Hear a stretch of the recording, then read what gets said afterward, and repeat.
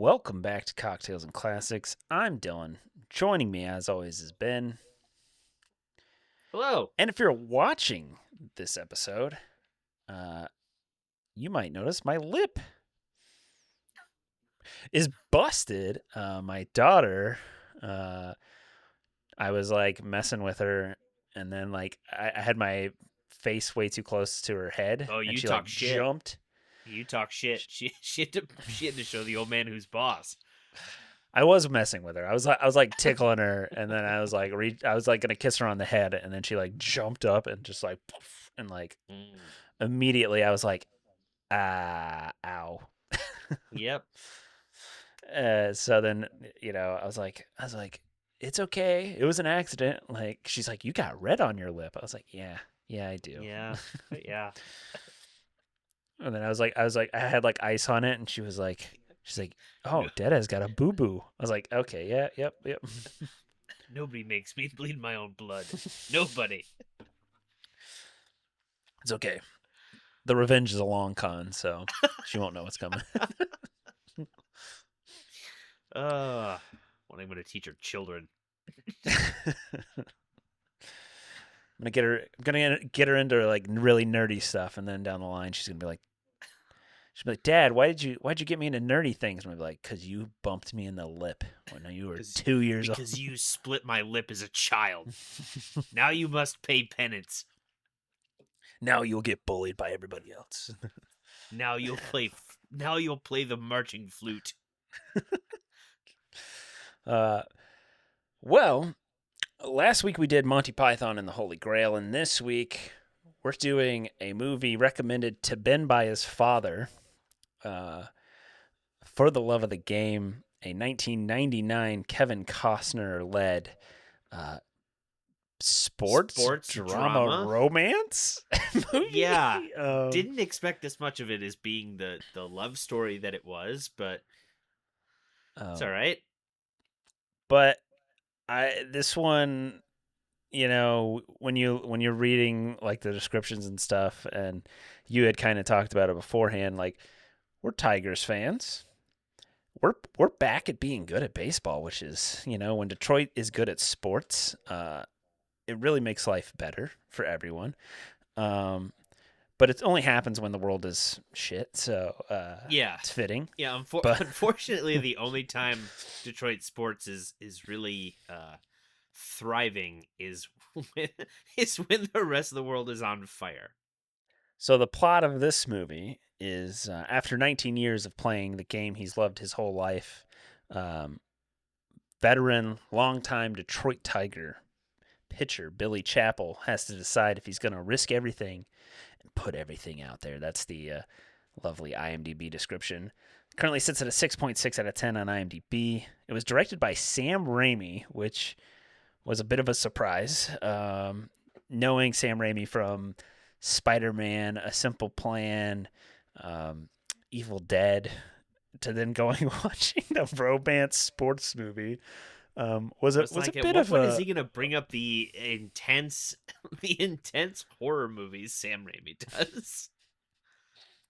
Well, this was like I think I read this was his first movie post like all the low budget, like A Simple Plan and Evil Dead, like the low budget ones that he had done, and then it was like, all right, let's give this guy a shot, I guess. He said he loved the script, so it's written by. Screenplay is written by Dana Stevens, based off of the book by the book of the same name by Michael Shara.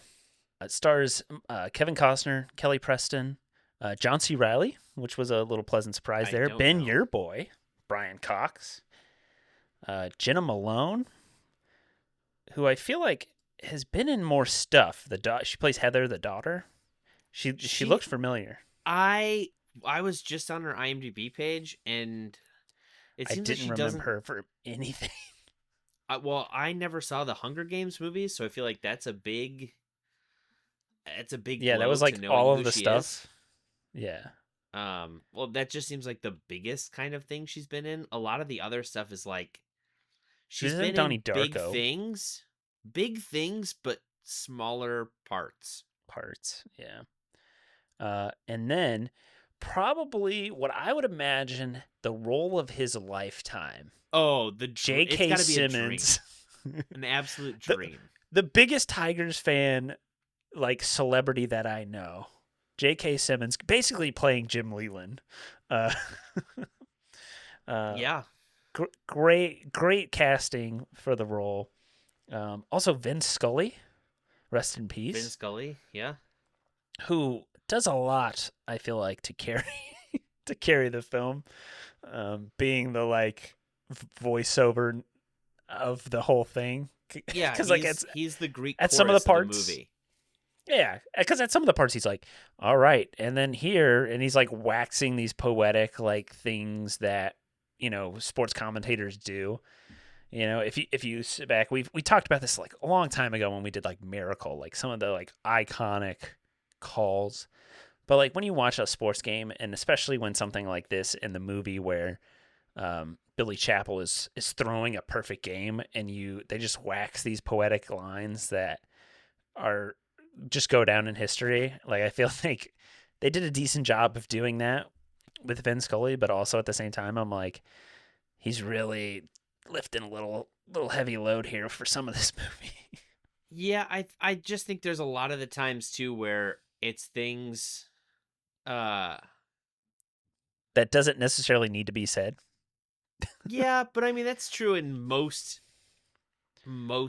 I feel like sports announcings, Yeah, but also it was just nice because like the more you kind of go through the movie, the more it's kind of told through flashback.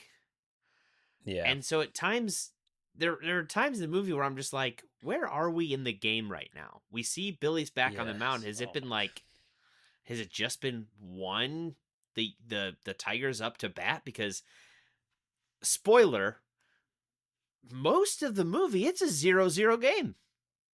yeah. So The only run and is then is is Gus. Gus. And let's just say this too in that regard. Yeah, that's the only run. So it doesn't seem like all the flashback that's going on would be happening during a 1, 2, 3 inning. So it was nice to have Vince Scully just to be like, and we're back in the bottom of the fifth. And it's just like, oh, okay. It's nice to Yeah. have a No. Okay. scorekeeper or a timekeeper here that's kind of filling us in. Where are we? We're in the eighth inning. Chapel, he isn't pitching against the Yankees. He's pitching against time. Oh, Oh okay. my god. They had that one. That one was pretty good. The one where it's like where he's just sitting on the bench by himself, and they're like the 40-year-old man Billy Chapel sitting on the bench by himself, isolated from his teammates. They don't want to get into his vibe. He looks like he's in his own head there, and it's just like, okay, yeah. That's Um, exactly you're explaining what I'm looking at right now. That's yeah, crazy. I do think I will. Yes, but you've got to think this was a movie that was something that was a romance movie that people could go. But there's baseball, so now Yeah. couples can go see this They movie. were they were really trying to hit both like the sports people and the romance people at the same And time, and like not to bash anyone, but we all know those people who are gonna sit there, and if they just showed Billy sitting by himself in the dugout, it would be a why is he by himself? Aren't they winning? Why aren't the teammates saying anything to him? And then you've got to sit there and explain like, well, look, he's in the zone. It's a perfect game, but no one wants to say it's a perfect game because they don't want to jinx him. yeah, They don't really want to say anything. They just want to leave him be. He's in the zone right now. That's where he needs to be. And having Vin Scully say it saves everyone in the theater having to explain it to yeah. someone. Um, well, a quick overview before we just really put this movie over the flames. I feel like, um, uh, basically the plot of this movie is Billy Chapel. The Detroit Tigers are having a down year. This is I think his 19th season in the majors with the same team. And they're headed to, which was very confusing, I feel like, at first for me, where they're like, nobody cares about this game. And then he says, well, Boston does. So I was like, oh, they're headed to Boston to beat the Red Sox or something because Boston's going to be in the thing. No, they're headed to play the Yankees because the Yankees might clinch if they win this game versus the Tigers, and Boston cares because they're in the same division. I was like, okay, well, this is weird. Why? Oh, okay, all right, figured it. But so they're playing the Yankees towards the end of the season. I think it like one of the last games of the season for this series. And uh, Billy is set to pitch the next night, but he's having a little arm pain. And he's waiting for a woman to show up at his hotel room who doesn't show up. And he gets a little drunk, wakes up the next morning. Gus, who is his catcher, his battery mate, comes and wakes him up in the morning. Yeah, kind of gets him started, and then the owner of the Tigers, Mr. Walker, walks in. That was a confusing sentence. Enters the room and sits down with Billy, and he informs Billy that he is selling the team because his kids don't really care about baseball, and he is selling it to like a group of people, like an ownership group, and the first thing that they want to do is get rid of Billy Chappell. And so the owner, Mr. Walker, kind of is like, I think you should retire because they're going to screw you. And I want your answer before the game, basically. I want your answer because it's not public knowledge until like halfway through the game, I guess. And so the girl shows up eventually, and Billy runs out of the meeting with Mr. Walker to go find her. Oh, well, she took a walk. So he meets her in Central Park. And it turns out that it is Jane, who he's been on and off seeing, dating for like the last 5 years, who lives in New York.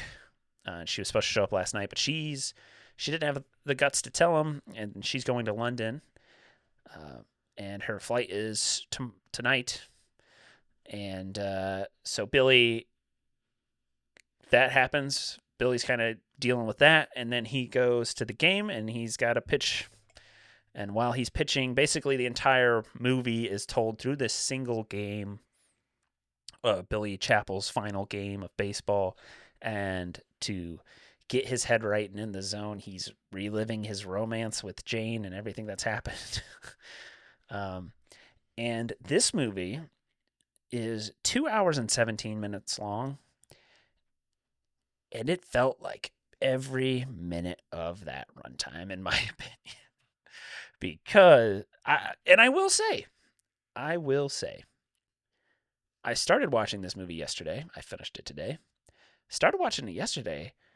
Going in, I mean, I know your dad had high praise for it, Ben. Shout out to Dave.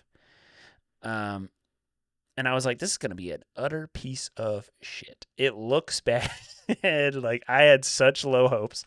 Went in, started the movie last night, and I was like, all right, this pretty good idea, you know? Like, baseball's a very tense sport. Like, I mean, I'm a baseball fan, and I know a lot of people like to shit on baseball because they're like, it's super boring or whatever. But I feel like it's probably the best sport for this because of the way, like, each at bat is a battle. Each, like, it is such a minute game when you like boil it down, that it's kind of intricate in a way that you can do this like tension with the romance, and there's a romantic tension going on at the same time. I was like, this is a pretty good movie, and I thought I had gotten further into it because I picked it back up with like an hour and 17 minutes left today. And boy, was I waiting for this thing to end, because the second half of the movie is such a slog.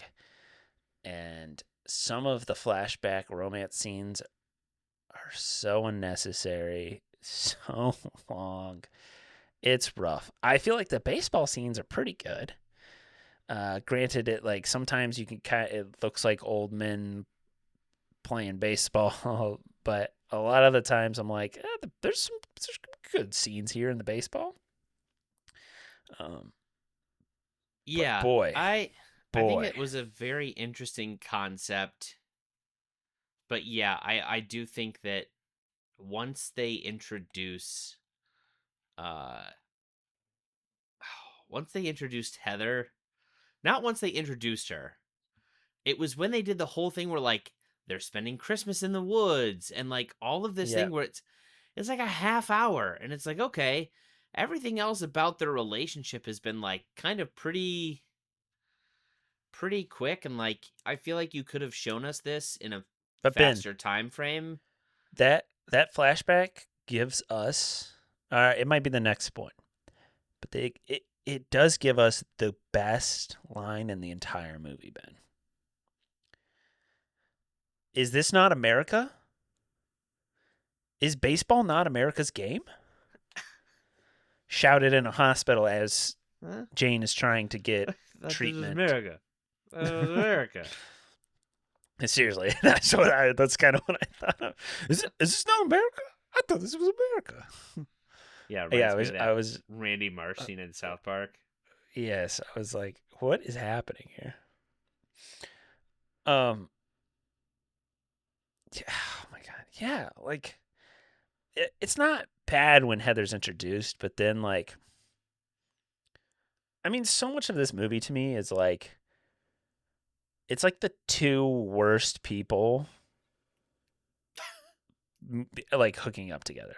If I'm being like, Yeah, for the whole first 100%. half of the movie, Jane is like this insecure, like, oh, I don't want to get hurt. You're gonna hurt me, like, and then like I feel like it's a lot of her screwing up the relationship a little bit, and then the last half is like Billy screwing up the relationship by, well, there's also the one where they're like, oh, we're not gonna. It doesn't matter if we like mess around with other people. This is just us, like whatever. And then as soon as like she's like, I don't want to come down, and he goes and sleeps with the masseuse, and it's like, okay, Billy, really? Who came on to him? Yes, but like he did go to this lady who he knows this is gonna happen. Yes, fair. Could go But at to the a same different time, masseuse, they even though were on a break. By that, they meant if we're not together, then, whatever we're on a happens, break. happens. Yeah. Um. Our time together is our time together. Our time apart is, no strings attached. I, yeah, which is really weird. The characterization that we get from Billy, I feel like does kind of change from like, he's this really nice guy. Like, yeah, he makes mistakes, but like he genuinely cares and this and that. And like you get towards the end of the Yeah. movie and he just becomes this giant prick.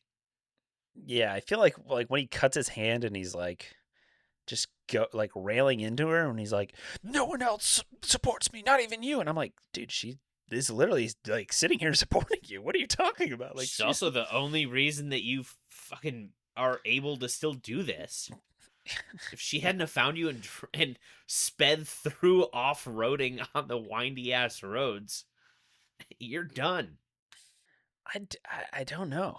I don't. I feel like, well, one, Kevin Costner kind of sucks in this movie. If I can be completely honest, I feel like he's pretty fucking wooden. I feel I feel like he's not that good. And he was nominated for the Razzie for worst actor for this movie. Uh, I mean, to be honest, it just felt like watching Kevin Costner because I think I feel like Kevin Costner is one of those actors that everything I see him in, he's very much just Kevin Costner. Outside of like maybe like the Untouchables, where he's a little bit more straight laced, but I feel like he always plays the same character, usually in some sort of sports adjacent movie where he's like the grizzled he's the grizzled veteran who comes across like he doesn't give a shit or whatever and then has a heart of gold and I feel like that's just his character in so many things. Kevin Costner has been nominated for, well, and won a Razzie. He has won one, two, three. He's won three Razzies that I see so far. and he's been nominated for 5 or 6. I feel So like shout out Kevin Costner. Kevin Costner also has done a shit ton of sports movies. Like 10 Cup, Draft Day. Well, okay. Field of Dreams 2, I'm not going to count against him. Field of Dreams, Uh Bull Durham. for the Love of the Game, Chasing Dreams. I think he's up to like 6 or 7 sports movies. That's quite a bit. But yeah, I just feel like he's not good in this movie. I don't know. Unimpressed by him. I feel like the first half, the romance was a little bit more believable, palatable. I don't know. Like when they first meet and like do all that, it's like, okay, that's fine, whatever. But then, yeah, like you're like, oh, he finds out she has a daughter and is immediately like, I was just imagining what it was like when we all hung out together. And then they're having Christmas together, and then that him throwing a fit in Miami or whatever their spring training is, and like I don't know, I just like it got a little over the top. Honestly, if this movie was like an hour and a half, I feel like it would be so much better. I feel like you could squeeze out a little less of the romance, condense that down a little bit more, and I feel like it's a lot smoother ride. Intertwine it with more baseball, or like not necessarily more baseball, but intertwining it with the baseball better, where it's not just like a big 30-minute chunk of relationship and two batters and then a 30-minute chunk of relationship. Or even Um, let some of the like let there be some more of the baseball telling the story in flashback. Although I yeah, guess that would be kind of confusing, so I guess I get not doing that. But like I don't know. And I get it. It revolves kind of around the love story between the two, but I think I would have liked more if it would have also just done more about like the guy who gets traded and then we just see him kind of helping pack up and leave. Like show me more of their story. Show yeah, me more of his interactions with the guys on the team. Show me his relationship with Gus more, where like, it shows more about a flashback of Gus struggling and him helping him, like we saw with the guy, the outfielder. yeah. Like Who that was makes a the cool thing where like, yeah, the it home leads you run into those saving moments catch? where it's like, oh my god, he made this save. Show me more of that. I don't need the half hour of them in the cabin doing Christmas or doing this or her asking him a million random questions. Like yeah, I don't know. I feel like they tried to make Strout coming up to bat, like the young kid who like talked to him before. I feel like they tried to make it a little bit bigger of a deal, which I did get a little triggered as a Tigers fan. I was having nightmare flashbacks of a near perfect game uh, from Armando Ooh, Galarraga. Yeah, yeah. It was ooh, when it was like, yeah, I remember that. yeah, yeah. I was like, no, no, you can't do it in fiction and in real life, please. Shout out to our friend Forrest, who graduated from the same high school as Jim Joyce. Not at the same Oh, time, obviously. scams. But that is like their most famous alumni. Oh my god. So Rip also can't say shit. I went to a high school where we have no famous alumni, so hey, whatever. Same. You're the famous alumni, Ben. That's generous. Co-host of the best movie podcast on the planet. A meandering podcast that's still going, still strong. A pandemic podcast that's still around. Man. Yeah, it's A podcast that hopefully survives not one but 2 Trump presidencies. We got a long um ways to go.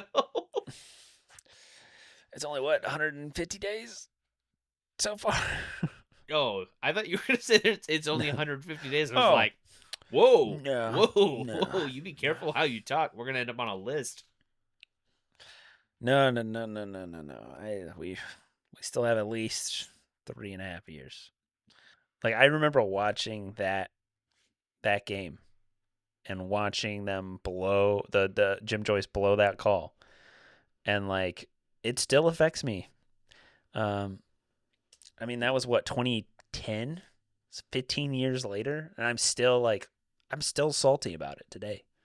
I'm I'm like, mad how because the did you make rules. such a terrible fucking call? I'm mad because they've changed the rules to the point where that would have been a perfect game now. Yeah, like they would have just reviewed it and been like, okay, Yeah, well, 100%. well, I yeah, will and it's give the I will give Jim Joyce this little teeniest of ounces of credit. he did own up He to it immediately after. and he owned up to it like in tears, like full breakdown, like grown man crying, admitting he was wrong.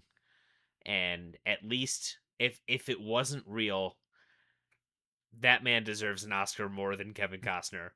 Uh because he came across super apologetic of being the fact that he cost Galarraga literally history Yeah, there's only been, I don't know how many there are now at this point, but that would have been the 21st perfect game ever in baseball. Baseball has been played forever. forever. To quote another Like famous baseball movie, forever. Forever. since then, there has been four more perfect games, but Wasn't one of maybe them a more. joint? Um, Didn't there like a team throw a perfect game? maybe, but I don't think that counts on on this list. Maybe it was a team no hitter, and that was like a big deal. I just remember that seeing that as a thing. Yeah. I don't know like when in the year the Galarraga one was, but in 2010, Dallas Braden from the Athletics threw a perfect game. Then Roy Halladay, I then remember Roy Philip Hummer, Halladay's. No. Matt Cain, Felix Hernandez, and then 2 years ago, Domingo Germain threw one for the Yankees. Dude, I don't know. Catfish Hunter, what a name! That dude threw a perfect game. Also, big shout out to this movie for being a movie about the Detroit Tigers and making sure they also used Bob Seger.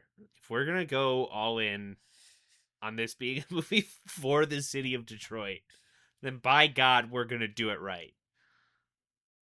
Well, it's also, I don't know. I feel like I assume the book is probably also about the Tigers, but it does feel like it is like for the story they're trying to tell. I feel like the Tigers are a good team for that, where it's like, oh yeah, he won a World Series, like they had success, almost won later, because when she's like, oh, what are like, have you ever had your heart broken? And he's like, yeah, when we lost the pennant in '87 or something like that.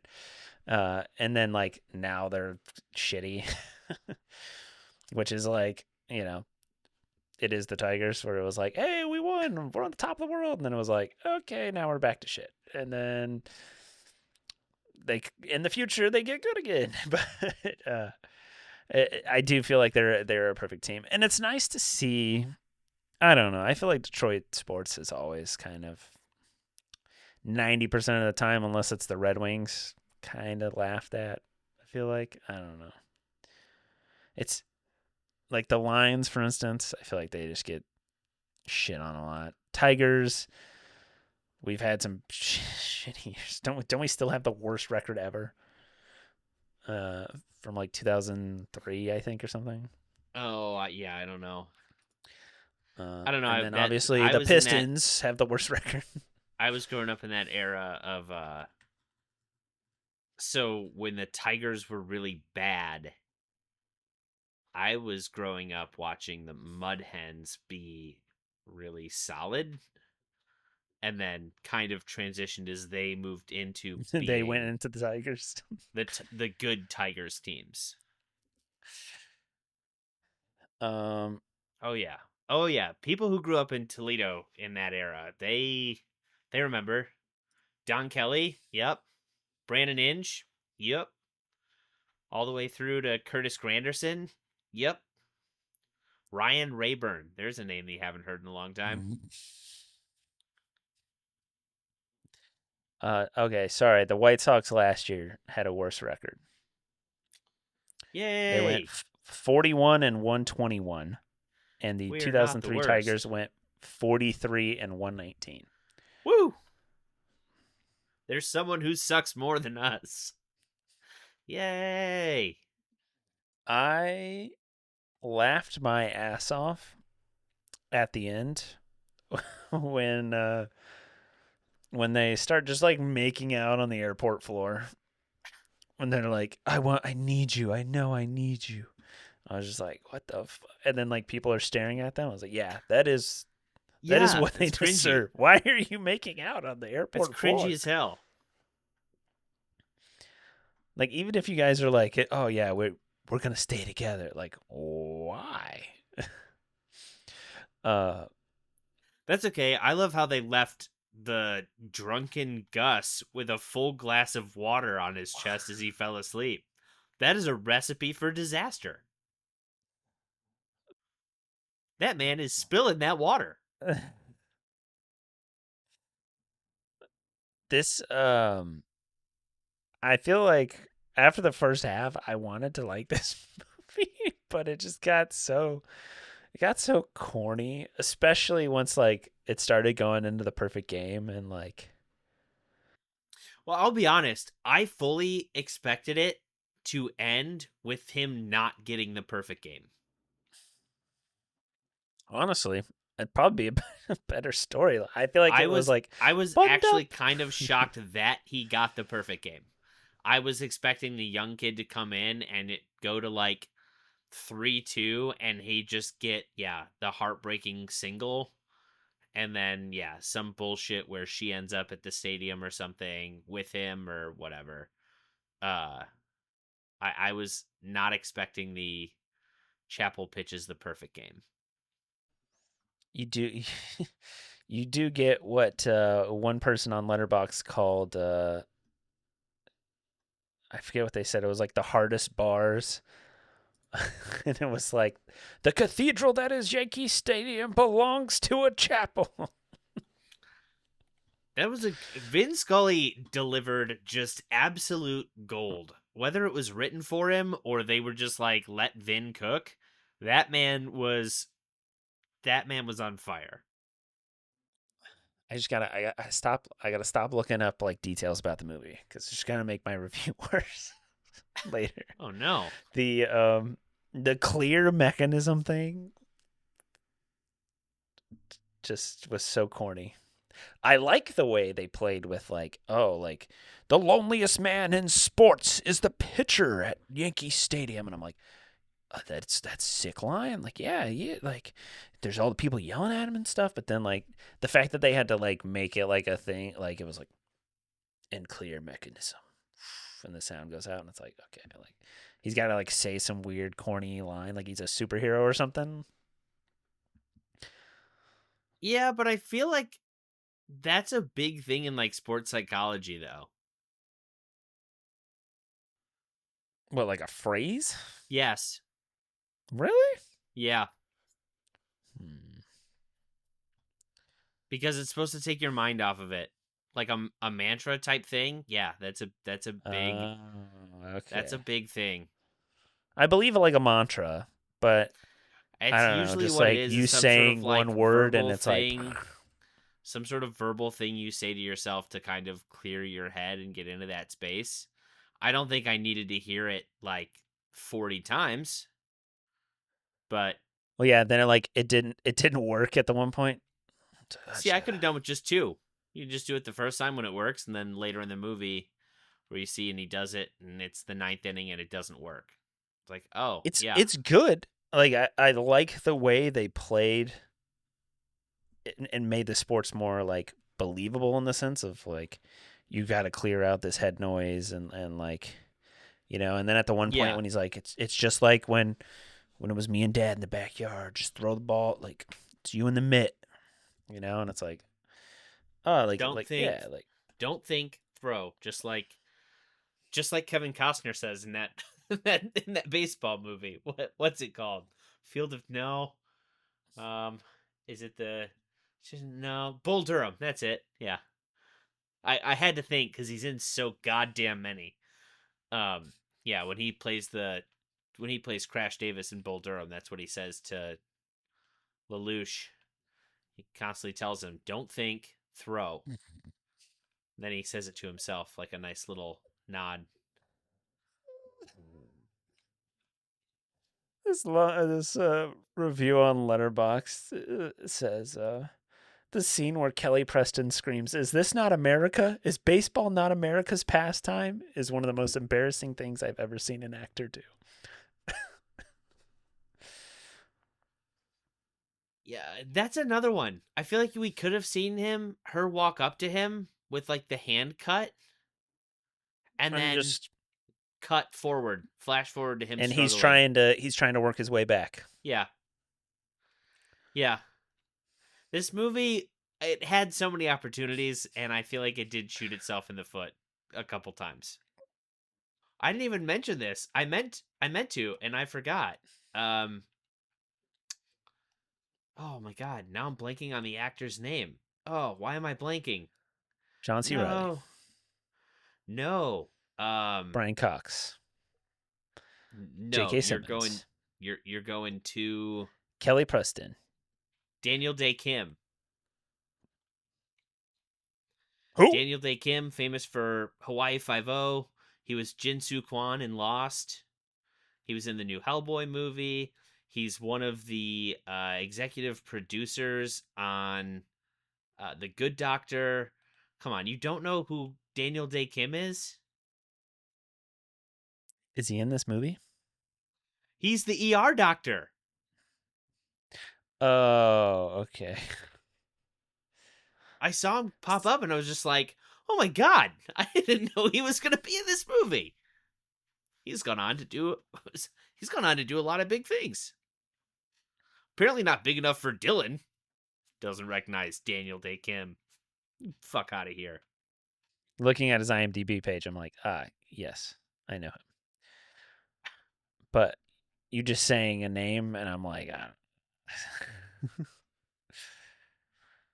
a lot of the things you named I've never seen. So, Lost? never watched Lost. Oh my god. Hawaii Five-O? No? Jesus. Sorry, Ben.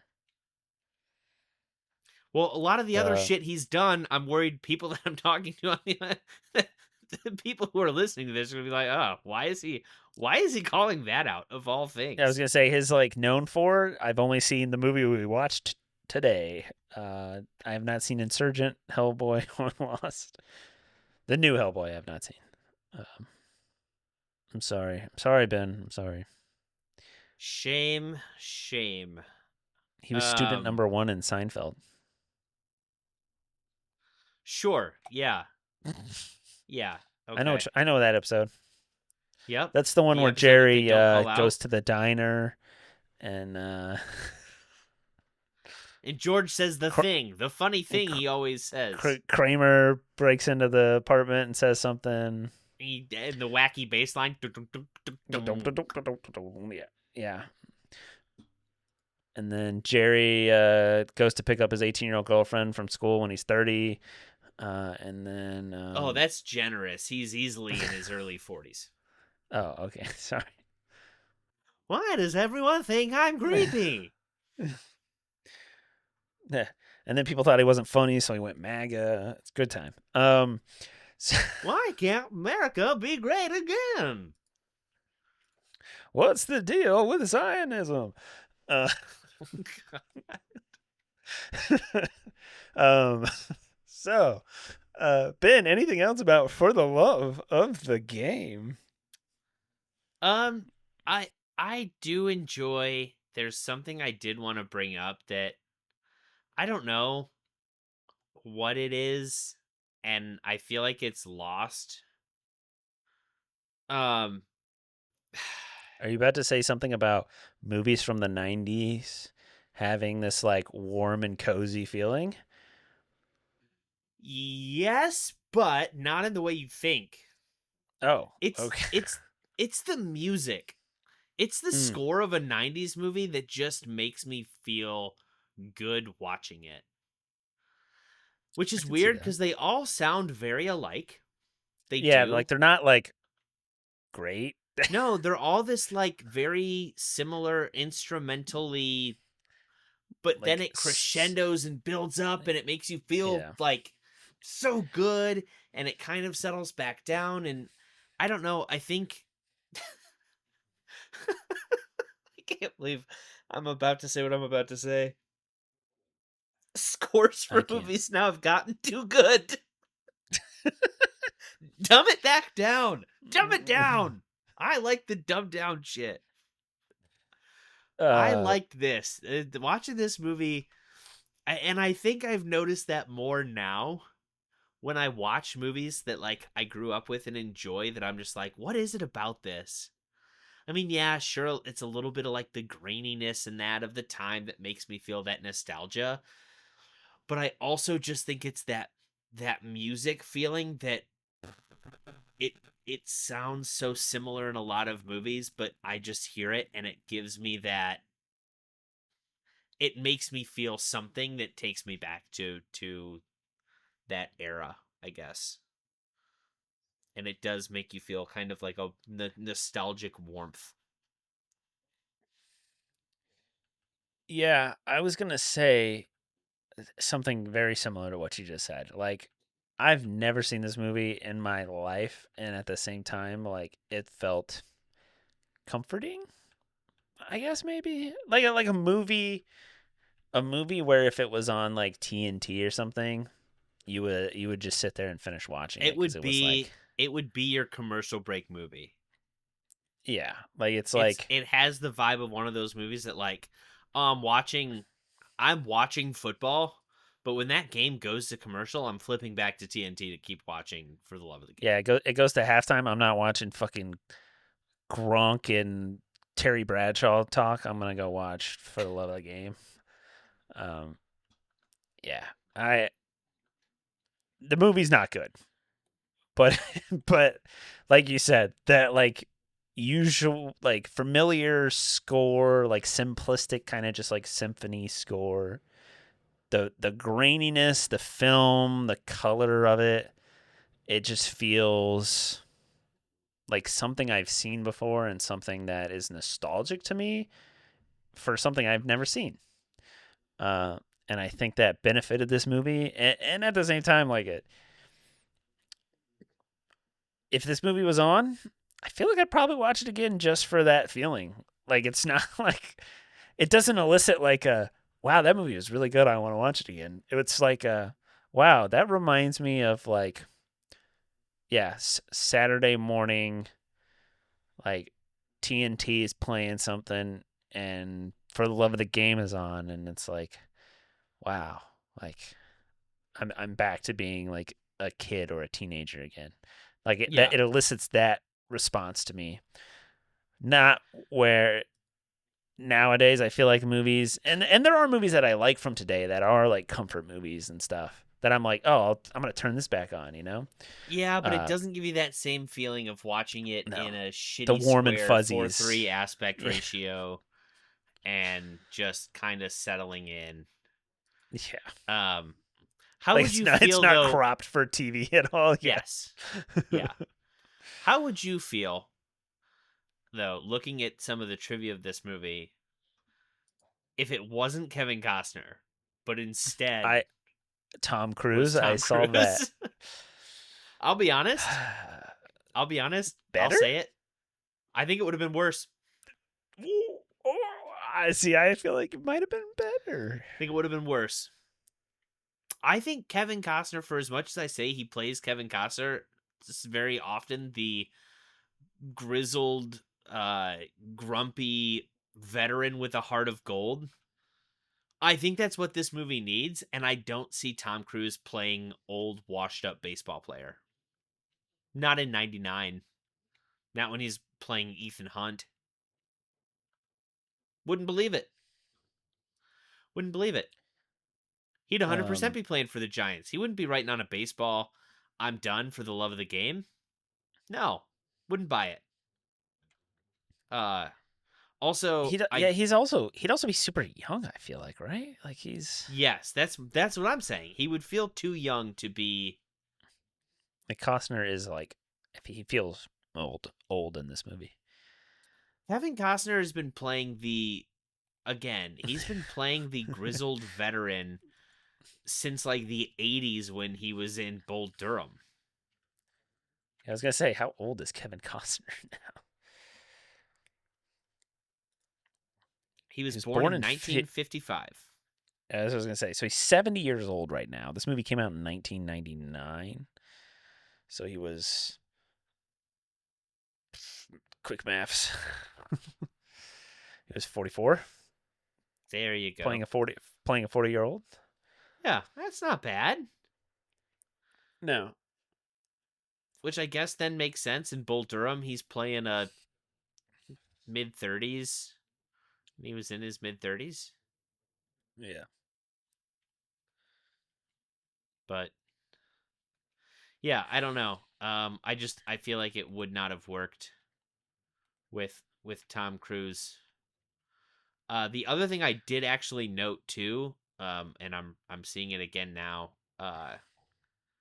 which is crazy because I brought up the fact that Daniel Day Kim, who is also famous for being in the movie Lost, uh, which the flight that crashes in Lost is an oceanic flight, which is the same airline that she's going to take to London.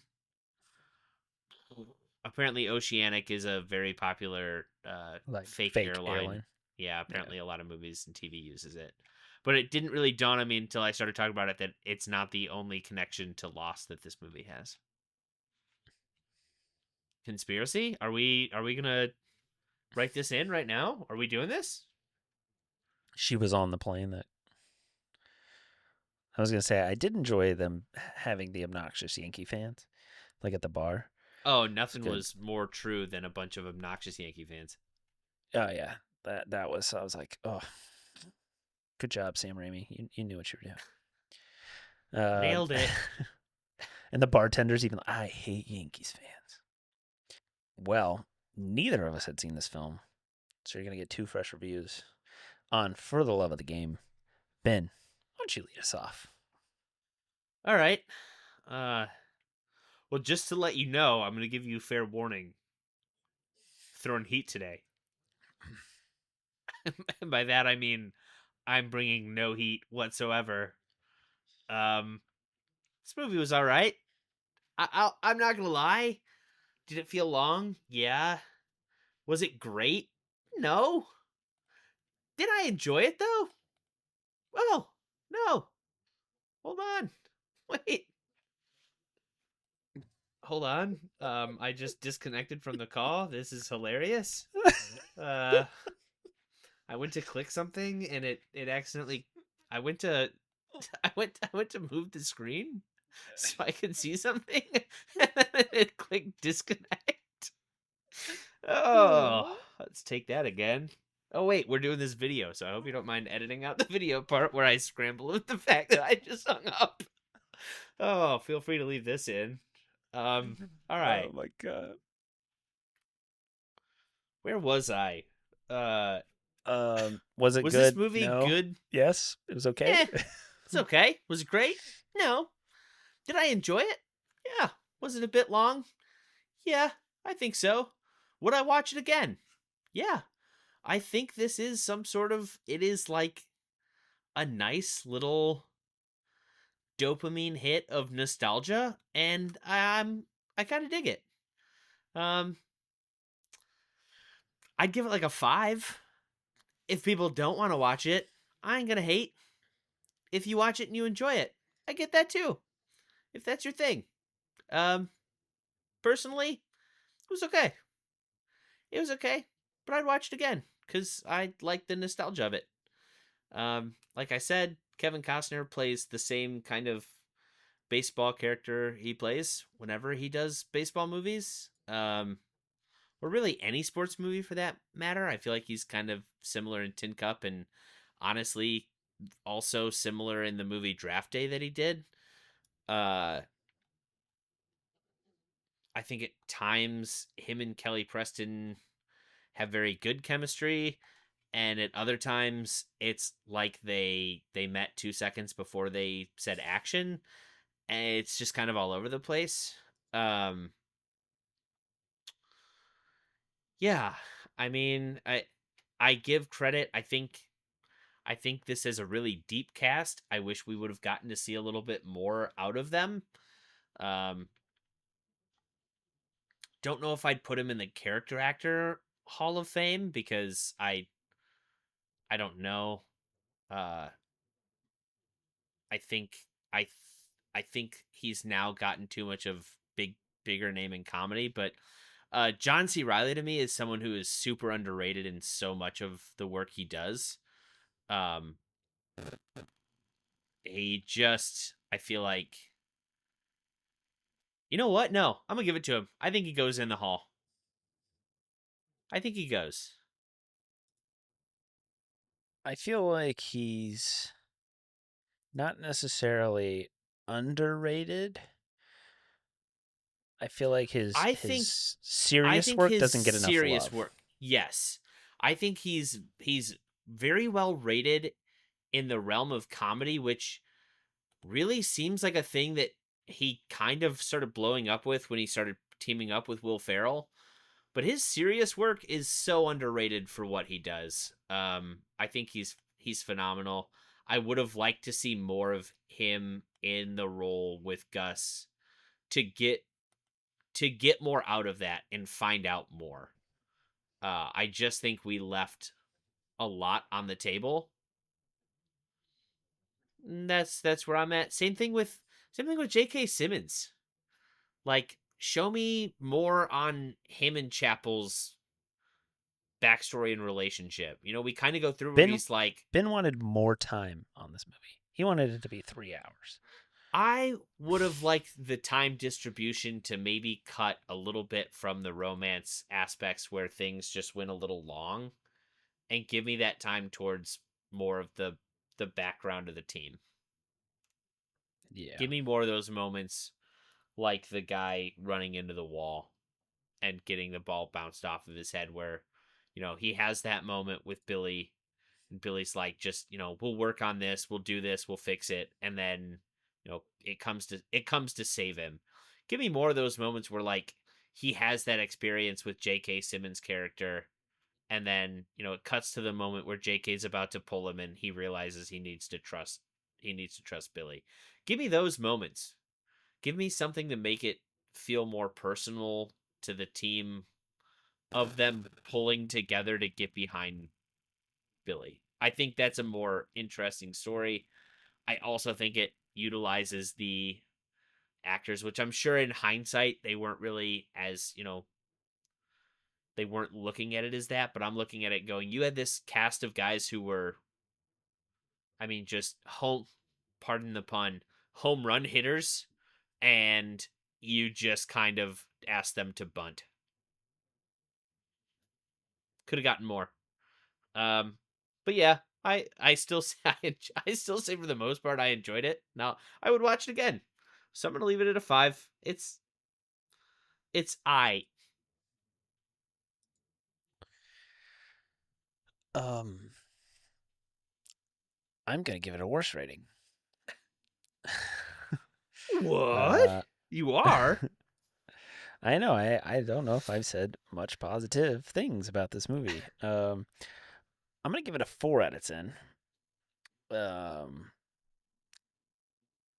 it did, like we said, elicit that little nostalgia like bit for me, which maybe is why I enjoyed it in the first half, and then uh, It wore I off. yeah, I was gonna say I sobered up, took off my rose-colored glasses, and then I was like, wait, this movie's kind of a pile of shit. Like, I took off my uh, millennial tinted glasses. yeah, the first half, or not the first half, but the baseball half of the movie is really good. As far as like sports movies go, pretty damn good baseball.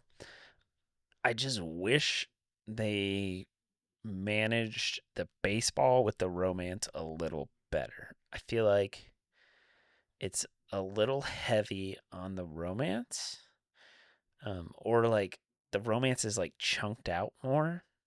Whereas in like some parts, I feel like it feels like 30 minutes of romance for, you know, 5 minutes three of quick baseball. strikeouts. Yeah, three quick strikeouts in baseball. And it's like,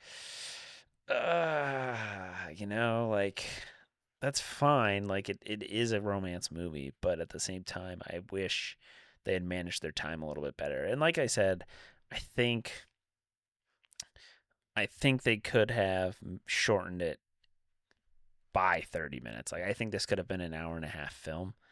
Um, and part of that to me is like I think they start to telegraph this perfect game storyline quite early in the movie, and people are like, "Oh, like, do you see what's happening?" And I mean, at the fifth inning or whatever, Billy Chapel looks up at the scoreboard and he sees all zeros, and it's kind of like, No, that was later than that. I thought.